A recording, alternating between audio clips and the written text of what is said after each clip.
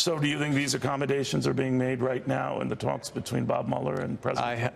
I have no information, but I have little doubt. You bet. There's going to be a back and forth, especially what's the scope of the inquiry. I think Rudy being on the team is extremely helpful.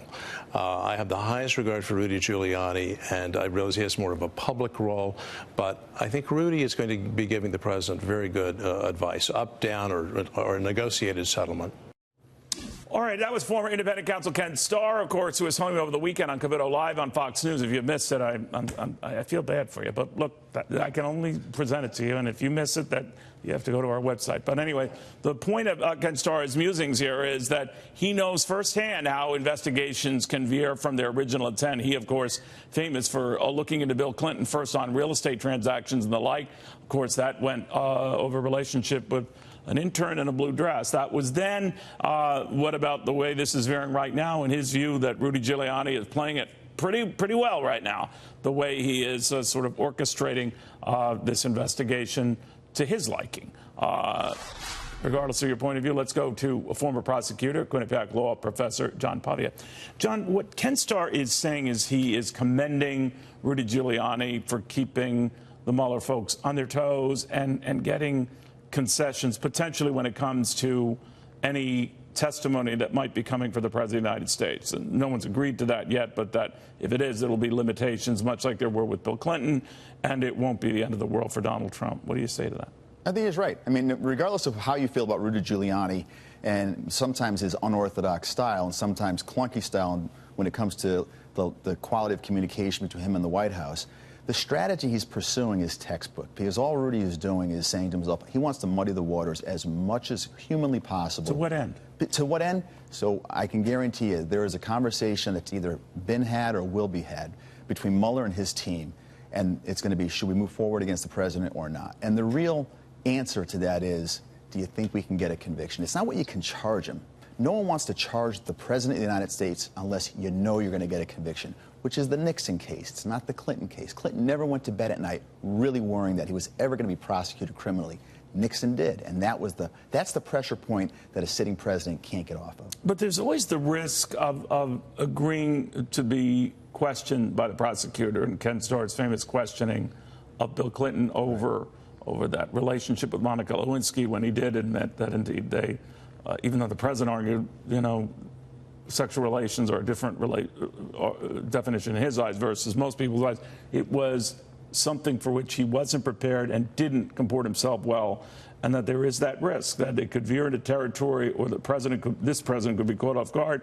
So best not to talk to to the Mueller. Prosecutor Mueller. Yeah, and I don't know that Trump is ever going to talk to Mueller. I'm not convinced of it. What if he's subpoenaed to talk to him? If he's subpoenaed, then we go down a whole new path, and you know because there was the threat of subpoena with Ken Starr. It didn't come to that. That's right. But the president did agree to talk to him. That's right. And so I don't know if we'll ever come. If it does, then it'll be a case of first impression, really.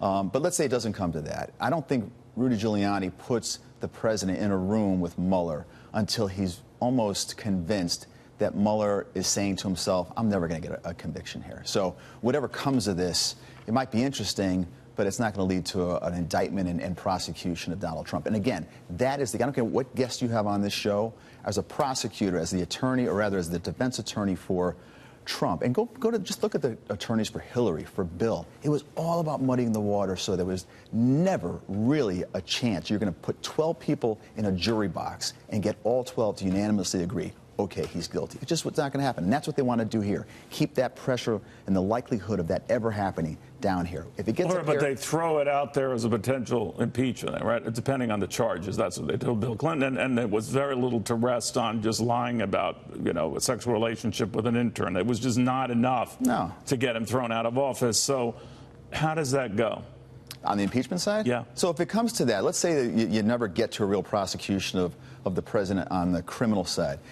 Again, the midterm elections are going to be huge, right? If the Democrats get a majority, I don't care what happens, he's getting impeached, 100%. Really? Yeah. If the Democrats get a majority, no matter what comes of this report. Now remember, impeachment is indictment. It's synonymous, right? He never gets removed if there's not a high likelihood of criminal conviction. He just won't. You won't have the votes in the Senate to get the conviction. But I do think if they get a majority in the House, Donald Trump gets impeached. That's So be betting my money. It stopped in the Senate with Bill Clinton. Right. It stopped before any of this got rolling with Richard Nixon. He resigned.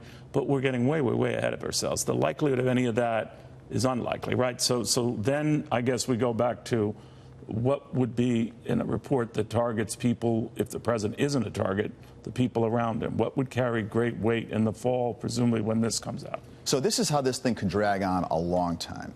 The president doesn't get indicted. They don't move against him even to subpoena him. But just hypothetical, sure, they indict his son-in-law, and they already have indictments against people who were very close to him. Those trials carry out, and if you're the prosecutor, you're going to see if one of those people breaks and they drop a dime on the president and tell them something that they don't already know. So in that scenario, this like an drags organized on crime for prosecution. right, but this drags on for years. Then Could. I mean, it could come to, well, we don't have enough to move against the president right now, but we have enough to move against these people, and those cases move forward. And there's always the prospect that one of those trials or prosecutions can then lead back to the president. So it could go on. You asked me before. I think this goes on for a while. Incredible. John, thank you very, very much. Follows us very, very well. He knows what he speaks. John Pavia.